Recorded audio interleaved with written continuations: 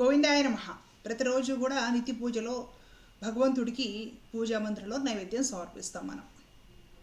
సింపుల్గా పూజ చేసుకున్నా సరే ఏదో ఒక నివేదన అనేది పెట్టేసి చిన్న కర్పూరం బిళ్ళతోటి మంగళహారతి ఇచ్చేసి నమస్కారం చేసేసుకొని ఆ తర్వాత పనుల్లో చూసుకోవడము, ఆఫీసులకు వెళ్ళిపోవడము, ఈ విధంగా మనకి డైలీ షెడ్యూల్ నడుస్తూ ఉంటుందన్నమాట. ప్రతిరోజు స్వామికి నివేదన చేయడానికి అతి అనుకూలమైనవి ఏంటి, ఏవి పవిత్రమైనవి, ప్రతిరోజు నైవేద్యం పెట్టవచ్చు, అలాగే అతి తేలికగా అతి చౌకగా అందరికీ దొరికేవి ఏమిటి, ఇది తెలుసుకునే ప్రయత్నం చేద్దాం.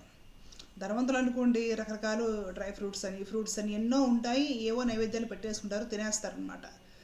పాపము సాధారణంగా మధ్యతరగతి, దిగువ మధ్యతరగతి పేదవాళ్ళు హడావిడిగా భార్యాభర్త ఇద్దరు ఇంటి తాళాలు వేసుకుని ఆఫీస్కి వెళ్ళే వాళ్ళు కూడా ఇంట్లో ఉదయం ఏదో చిన్నపాటి దీపారాధన ఏదో చేసేసుకొని హడావిడికి వెళ్ళిపోతారు. ఒకవేళ ఉదయం కుదరకపోతే సాయంత్రం తిరిగి వచ్చాకైనా సరే స్నానం చేసి ఏదో దీపారాధన చేసుకొని దేవుడు దండం పెట్టుకుంటారనమాట. పెట్టుకున్నప్పుడు సహజంగా మనము నైవేద్యం అనేది అర్పిస్తాం, అది మనకు ఆచారం అనమాట.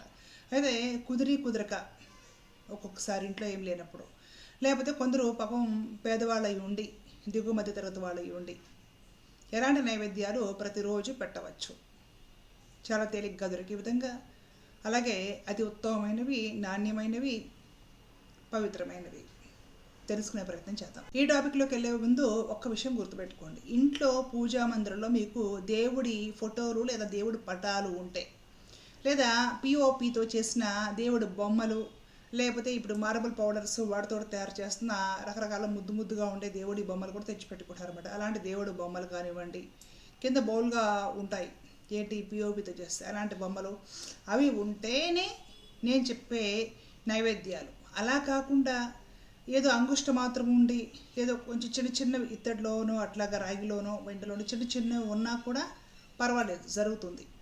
పెద్ద విగ్రహాలు, పంచలోహ విగ్రహాలు అలాంటివి కాస్త రెగ్యులర్గా పెద్దగా ఉండేసేసి ఒక సాంప్రదాయము పాటిస్తూ అనుష్ఠానాలు చేసుకునే వాళ్ళకి ఈ వీడియో వర్తించదు. వాళ్ళు మహానైవేద్యం వండి నివేదనలు అవి పెడుతూ ఉండాలి. నేను చెప్పేది జనరల్గా ఏదో ఫోటోలు, చిన్న బొమ్మలు, చిన్న మూర్తులు పెట్టుకొని ఏదో 4-5 ఫోటోలు అలా పెట్టేసేసుకొని పూజ చేసుకుంటూ ఉంటారు చూసారు. సాధారణంగా జనరల్గా ఎక్కువ మంది వాళ్ళకి తేలిగ్గా ఉండటం కోసము ఈ వీడియో అనమాట. గుర్తుపెట్టుకోండి. పెద్ద విగ్రహాలు మీకు వైష్ణవము, లేదంటే పెద్ద శివలింగము శివులీలలో ఉంటాయి, లేదంటే శాక్తయం పాటించేవాళ్ళు పెద్ద అమ్మవారి విగ్రహాలు పెట్టుకొని ఇంట్లో ఈ శ్రీచక్రార్చనలు ఇవి చేసేవాళ్ళు, వాళ్ళు మహానైవేద్యాలు పెడతారు. వాళ్ళ విషయాలు వదిలేసి నేను జనరల్ విషయం చెప్తున్నాను ఇక్కడ. సరే, ఇప్పుడు విషయంలోకి వచ్చేద్దాం. ఫస్ట్ అయితే మీ అందరికీ తేలికగా చౌకగా దొరికే పేదవాడి పండు అరటిపండు అతి పవిత్రమైనది. యాపిల్స్ రకరకాలు ఎన్ని వచ్చినా అరటిపండే. అరటిపండు స్థానము ఎప్పటికీ అరటిపండుకు ఉంటుంది. అరటిపండు ఎప్పుడో పరమపవిత్రమైంది మన భారతదేశ సాంప్రదాయం ప్రకారం. కదళీ ఫలం అంటాం సంస్కృతంలో. అరటిపండ్లు చౌకగా దొరుకుతాయి, సహజంగా అందరిళ్లలో ఉంటాయి. కాబట్టి దేవుడికి మీరు ఉదయం కానీ సాయంత్రం కానీ అరటి పండ్లు నివేదన పెట్టవచ్చు, అరటి పండు కూడా పెట్టవచ్చు. చాలామంది ఏమంటారంటే 2 అరటి పండ్లు పెట్టాలి, ఒక్కటి పెట్టకూడదు అంటారండి. మీ దగ్గర ఉంటే 2 పెట్టండి, మీ దగ్గర లేవనుకోండి ఒక్క పండైనా సరే దేవుడి దగ్గర పెట్టి నివేదన పెట్టవచ్చు, ఏమీ కాదు. అయితే అరటి పండు మీద సాంబ్రాణి కడ్డీలు గుచ్చడం అలాంటివి చేయకండి. దేవుడికి నివేదన పెట్టే పండు మీద అగరొత్తులు గుచ్చడాలు ఇలాంటివి చేయకుండా ఒక్క పండు అయినా సరే దేవుడి దగ్గర అరటిపండు నివేదన పెట్టవచ్చు. ఆ అరటిపళ్ళు కూడా కొన్నిసార్లు ఇంట్లో ఉండొచ్చు, ఉండకపోవచ్చు. అటుకులు, బెల్లం ముక్క, అటుకులు తెచ్చి పెట్టుకోండి. ఇప్పుడు అటుకులో రకరకాలు వస్తున్నాయి అన్నమాట. కొన్ని చాలా పలచగా ఉంటాయి, కొన్ని మందంగా ఉంటాయి, అలా చేస్తున్నారు. మిషన్స్ వచ్చేస్తాయి కదా, ఏమైనా పర్వాలేదు. అటుకులు తెచ్చుకొని ఒక డబ్బాలో పెట్టుకొని బెల్లము ముక్కలు చేసేసి పెట్టుకొని అటుకులు అంత బెల్లం ముక్క నైవేద్యం పెట్టవచ్చు. అది కూడా పరమ పవిత్రమైనది. ఈ అటుకులు బెల్లం ముక్క మీరు ఏ దేవతలకి ఎవరికైనా సరే పెట్టవచ్చు. చాలామంది కృష్ణుడికి అటుకులు ఇష్టం అంటారు, కానీ కృష్ణుడికే కాదు, అటుకులు బెల్లం ముక్క చాలా పవిత్రమైనవి. కాబట్టి అటుకులు బెల్లం ముక్క ఆ తర్వాత నైవేద్యం పెట్టాక మనం తీసుకున్నా కూడా మనకు ఆరోగ్యానికి కూడా మంచిది, తేలిగ్గా అరుగుతాయి. రోజు అంత బెల్లం ముక్క తింటే ఐరన్ పడుతుంది, రక్తహీనత లేకుండా ఉంటుంది. కాబట్టి అటుకులు బెల్లం ముక్క అందరూ తేలికగా ప్రతిరోజు ఏమాత్రం సంకోచం లేకుండా దేవుడికి నైవేద్యం పెట్టచ్చు. కాస్త అటుకులు దాని మీద అంతా 1-2 చిన్న బెల్లం ముక్కలు పెట్టి దేవుడికి నివేదన పెట్టవచ్చు. మామూలుగా కాస్త స్తోమత ఉన్న వాళ్ళు డ్రై ఫ్రూట్స్ అవన్నీ పెట్టుకుని అవి పెట్టేస్తారనుకోండి. అవి కూడా పెట్టలేని వాళ్ళు ఉంటారు కదా, వాళ్ళ కోసం అటుకులు బెల్లం ముక్క నైవేద్యం పెట్టుకోవచ్చు. ఆ తర్వాత అందరి ఇళ్లలో పాలు ఉంటాయి, సహజంగానే పాలు తెచ్చుకుంటారు కదా. మీరు కానీ స్నానం చేయడానికి ముందే పాలు కాస్తే కుదరదు నైవేద్యానికి. స్నానం చేసిన తర్వాత కానీ పాలు కాస్తే ఆ పాలు కూడా కొంచెము గోరువెచ్చగా చక్కెర కలిపేసి దేవుడికి నివేదన పెట్టవచ్చు. మామూలుగా ఆవు పాలు ఉత్తమము. చాలామంది గేదె పాలు తెచ్చుకుంటున్నారు. ఆవు పాలు దొరకట్లేదు కొన్ని చోట్ల. కొన్ని ప్రాంతాల్లో ఆవులు తక్కువగా ఉండటం వలన ఆవు పాలు అసలుకి దొరకవు. కొన్ని శివరాత్రి లాంటి పండగలకు కూడా దొరకవు. అలాంటి పరిస్థితి ఉన్నవాళ్ళు మీకు గేదె పాలు ఉంటే గేదె పాలైనా పర్వాలేదు, కొంచెం చక్కెర వచ్చేసి గోరువెచ్చగా దేవుడికి ఒక చిన్న గ్లాసులో పోసేసి నైవేద్యం పెట్టచ్చు. తర్వాత ఆ పాలు మీరు తీసుకోవచ్చు. అంటే పాలు రోజు ఇళ్లలో ఉంటాయి కాబట్టి ఒకవేళ మీరు స్నానానికి పూర్వము పిల్లలకి ఎలా కాయాలనుకున్నా కాసి కొంచెం కాయకుండా ఉంచి మీరు స్నానం చేసిన తర్వాత ఆ కొంచెం చిన్న గిన్నెలో పోసి కాసి గోరువెచ్చగా చక్కెర కలిపేసి దేవుడికి ప్రతిరోజు కూడా పాలు నివేదన పెట్టవచ్చు. అలాగే చాలామంది ఏం చేస్తారంటే మిశ్రీ బిళ్ళలు, అంటే ఇప్పుడు చాలా పలచగా మిశ్రీ బిళ్ళలు వస్తున్నాయి కదా, పంచదార బిళ్ళలు, వాటిని తెచ్చుకుని ఒక డబ్బాలో పోసుకొని మిశ్రీ బిళ్ళలు నివేదన పెడుతూ ఉంటారండి. మిశ్రీ బిళ్ళల విషయంలో మీరు ఆలోచించాల్సిన విషయం ఏంటంటే మిశ్రీ బిళ్ళలు కానివ్వండి, పంచదార కానివ్వండి, రెండూ ఒకటే. మీరు దేవుడికి నైవేద్యం పెట్టేసిన తర్వాత అది మీరు తింటారు కాబట్టి అది ఆరోగ్య ప్రయోజనాలు కలిగించే విధంగా ఉండాలి. దానికంటే కూడా కండ చక్కెర లేదా కలకండ అంటారు. మిశ్రీ బిళ్ళలు అంటే స్మూత్గా తయారు చేస్తారు మిషన్స్లో.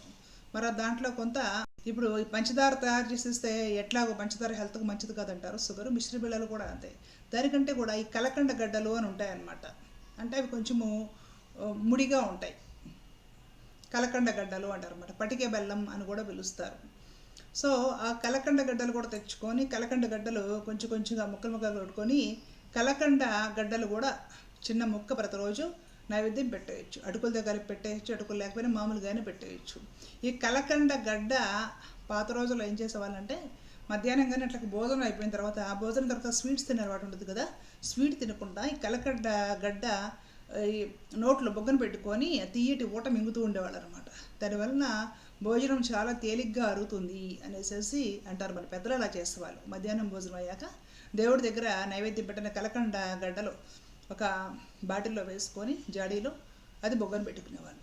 కాబట్టి మిశ్రీ బిళ్ళలు వాడకం తగ్గించేసి అది ఆరోగ్యానికి అంత మంచిది కాదు కాబట్టి కలకండ గడ్డలు కూడా తెచ్చుకొని చిన్న చిన్న కలకండ ముక్కలు గడ్డలు స్వామికి నైవేద్యం పెట్టి వాటిని మీరు భోజనం తర్వాత బొగ్గను పెట్టుకొని తింటే స్వీట్ బదులుగా అది తిన్నట్టు ఉంటుంది. షుగర్లు అవి రాకుండా ఉంటాయి, హెల్త్కి మంచిది. అలాగే సీజనల్గా మీ దగ్గర ఏ ఫ్రూట్స్ ఉంటే అవి, ఆరెంజెస్ ఉన్నాయనుకోండి అది కొంచెం తొక్క తీసేసి అది పెట్టచ్చు. యాపిల్ ఉంటే యాపిల్ పెట్టచ్చు, జాంకాయలు ఉంటే జాంకాయలు పెట్టచ్చు, సపోటా ఉంటే సపోటా. సీజనల్గా మీరు ఎవరైనా సరే పేదలైనా ఏవో పళ్ళు అయితే తెచ్చుకుంటారు కదా తక్కువ రేట్లో ఉన్నవి. ఏ పండు అయినా సరే కొంచెం కడిగి తొక్క తీసే పని అయితే తీసేసి దేవుడికి నివేదన చేయవచ్చు. ఇంకా ఓపిక ఉన్న వాళ్ళైతే స్నానం చేసేసి ఉంటే ఏదైనా పండ్లు పెట్టేసి జ్యూస్ లాగా చేసేసి జ్యూస్ కూడా గ్లాస్లో పెట్టి నివేదన పెట్టవచ్చు. ఆ తర్వాత చక్కగా ఆ పళ్ళ రసాలు ప్రసాదం కింద మీరు తీసుకుంటే మీకు కూడా ఆరోగ్యంగా ఉంటుంది. అంటే ఏంటంటే మీరు దేవుడికి నివేదన చేసే ఆహారము మీకు ఆరోగ్యాన్ని శక్తిని కలిగించేదై ఉండాలి. మీ ఆరోగ్యం పాడు చేసేదై ఉండకూడదు. డ్రై ఫ్రూట్స్ ఉంటే డ్రై ఫ్రూట్స్ పెట్టుకోండి. ఇప్పుడు నేను చెప్పినవన్నీ కూడా దిగువ మధ్య తరగతి పేదవాళ్ళు కూడా ప్రతిరోజు తేలికగా చేయగలిగింది. ఎలాగో కాస్త పండగ వచ్చినప్పుడు పులిహోరలు, పెరుగన్నాలు, పాయసాలు అవన్నీ ఎలాగో చేస్తారు. గారెలు, బూరెలు వండగలిగినన్ని వండేసేసి నివేదన పెడతారు. అప్పుడు కూడా ఒక విషయం జాగ్రత్తగా గుర్తుపెట్టుకోవాలి. ఎందుకంటే ఈ శ్రావణ మాసం రాబోతుంది కాబట్టి చెప్తున్నా. గారెలు చేసేటప్పుడు గారెల్లో చాలామంది ఉల్లిపాయలు తినేవాళ్ళు ఉల్లిపాయలు వేసేసుకొని గారెలు చేస్తారు. కానీ అండి ఈ గారెలే తీసుకెళ్ళి దేవుడి దగ్గర నివేదన పెట్టకండి, చాలా దోషం కలుగుతుంది.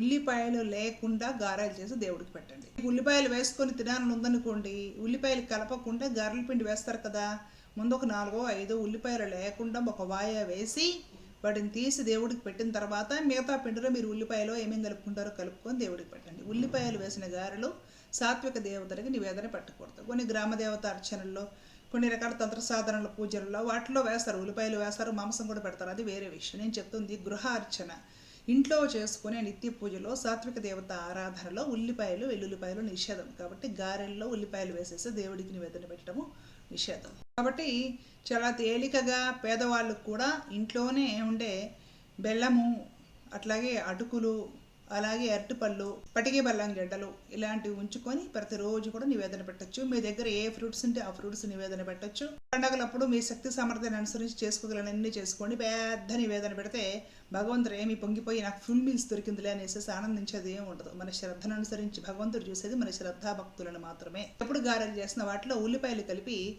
గారెలు చేయకండి. దేవుడికి నైవేద్యం పెట్టడానికి ఇంట్లో ఆత్మిక దేవతలకి ఉల్లి వెల్లుల్లి నిషేధం. కాబట్టి మీకు ఈ వీడియో ఉపయోగపడుతుందని భావిస్తున్నాను. మీ సలహాలు, సందేహాలు, సూచనలు అన్నీ కూడా దయచేసి కామెంట్ సెక్షన్లో తెలియజేయగలరు. ధర్మో రక్షిత రక్షిత. జై శ్రీమన్నారాయణ. కృష్ణార్పణ.